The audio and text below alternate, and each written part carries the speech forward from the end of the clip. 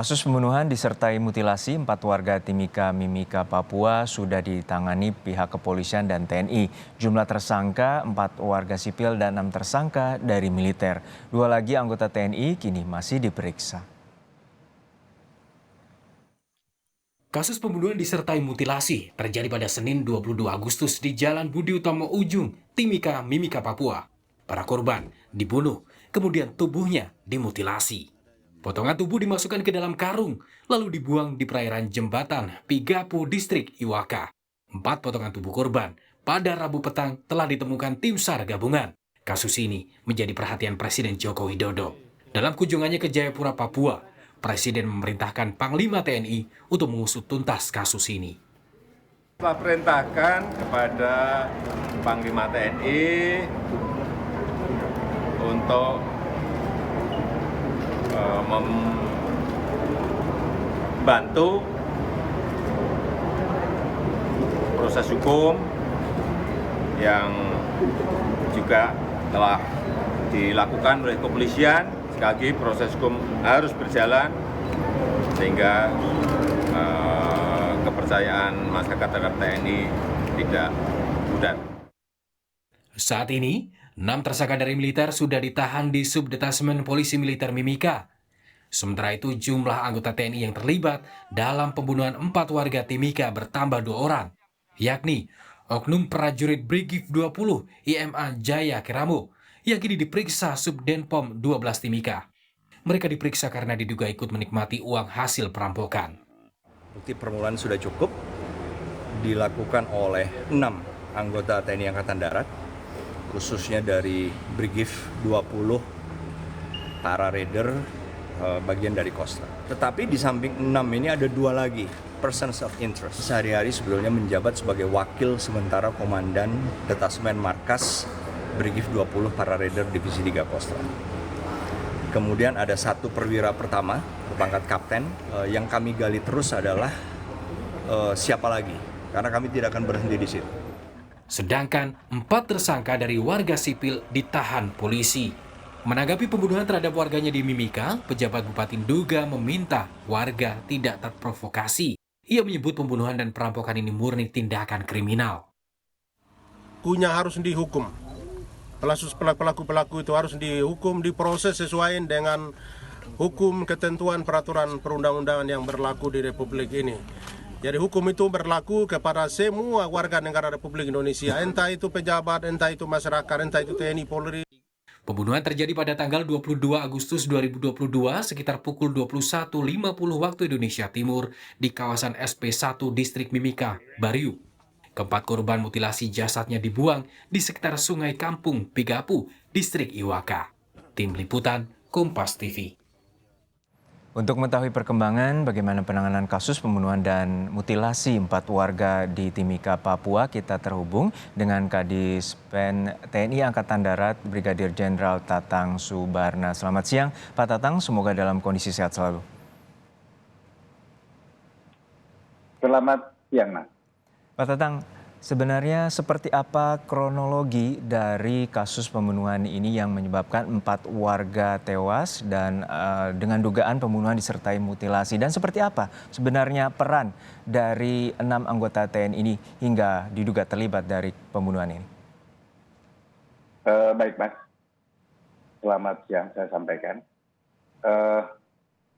Perlu saya sampaikan bahwa berdasarkan hasil penyelidikan tim investigasi yang disupervisi oleh langsung Puspoman, bahwa benar dinyatakan adanya keterlibatan 6 oknum prajurit TNI Angkatan Darat pada kejadian pembunuhan 4 warga sipil di Kabupaten Mimika, Papua. Sejak adanya dugaan keterlibatan oknum prajurit TNI Angkatan Darat dalam kejadian ini, Bapak Kepala Staf Angkatan Darat telah memerintahkan Komandan Puspomat langsung untuk mengungkap tuntas serta memberikan sanksi tegas dan berat terhadap para pelaku sesuai dengan peraturan dan ketentuan hukum yang berlaku. Kemudian ke-6 oknum prajurit TNI Angkatan Darat terdiri dari 1 berpangkat mayor, 1 berpangkat kapten, kemudian 1 orang berpangkat praka, dan 3 orang berpangkat pratu. Seluruhnya dari Kesatuan Brigif 20 Ima Jaya Keramo, Divisi 3 Kostrat. Saat ini mereka semua telah dijadikan sebagai tersangka dan telah ditahan di Subdenpom 17C Mimika, terhitung mulai hari Senin tanggal 29 Agustus 2022 kemarin.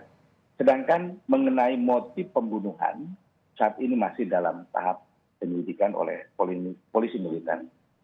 TNI Angkatan Darat sangat prihatin dan menyayangkan terjadinya kasus pembunuhan ini, serta menyampaikan turut berduka cita yang mendalam kepada keluarga yang ditinggalkan. Demikian, Mas. Ya, Mas Tatang, ini ada 2 perwira, yakni Pamen dan Pama, yaitu berpangkat mayor dan juga berpangkat kapten. Dan saat ini apakah diduga 2 oknum TNI inilah yang menjadi otak dari pembunuhan terhadap 4 warga Timika? Saya belum bisa menjawab atau memastikan dari pertanyaan tersebut karena saat ini masih dalam tahap penyidikan, Mas ya. Mungkin nanti setelah selesai proses ini semua akan terungkap apa kira-kira motif dari 2 perwira tersebut. Sejauh ini ada 2 orang yang statusnya masih terperiksa. Bisa Pak Tatang jelaskan seperti apa 2 oknum, apakah ini diduga terlibat atau juga disebut memiliki ada motif ekonomi yang disebut menikmati hasil dari perampokan tersebut? Demikian juga mungkin yang tadi saya sampaikan sama, yang 2 orang ini juga motifnya seperti apa, apakah ada kaitan atau hubungan dengan faktor ekonomi misalkan.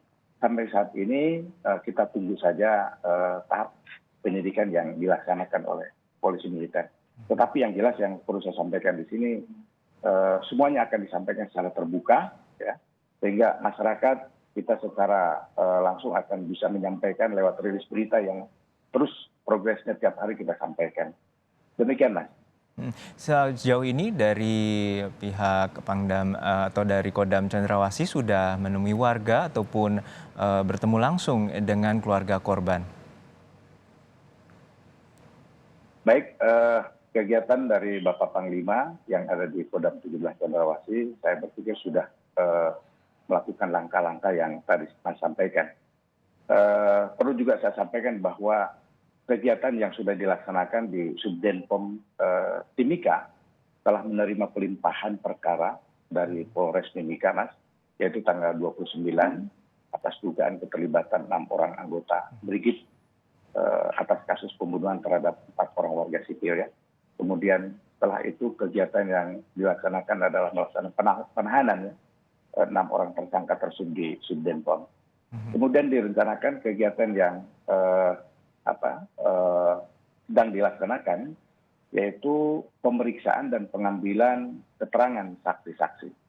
Kemudian koordinasi yang terus dilakukan oleh kita dengan Polres Mimika serta pengumpulan bukti-bukti yang ada hubungannya jelas dengan tindak pidana yang terjadi. Kemudian tim dan kegiatan yang mungkin nanti akan dilaksanakan selanjutnya, yaitu melanjutkan proses pemeriksaan saksi-saksi serta pengumpulan bukti-bukti, Mas, yang ada hubungannya dengan peristiwa pidana tersebut. Demikian, Mas, yang bisa saya sampaikan. Baik, terakhir untuk evaluasi dari Kadispenat sendiri atau dari TNI AD sendiri terkait dengan kasus ini seperti apa, Pak Tatang? Mau diulangi, Mas? Baik, untuk saat ini seperti apa evaluasi agar kejadian serupa tidak terulang kembali, terutama di lingkup prajurit TNI Angkatan Darat?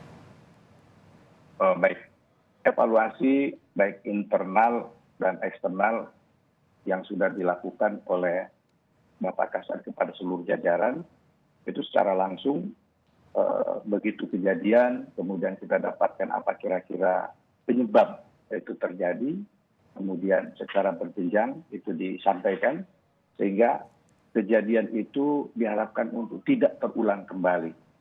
Demikianlah. Baik, kita harapkan bahwa kasus ini tidak terjadi kembali di kemudian hari dan TNI AD tetap menjalankan proses hukum yang akan dilakukan atau yang telah dilakukan oleh para tersangka. Terima kasih Bapak Brigjen Tatang Subarna, Kadispen TNI Angkatan Darat telah bergabung bersama kami di Kompas Siang.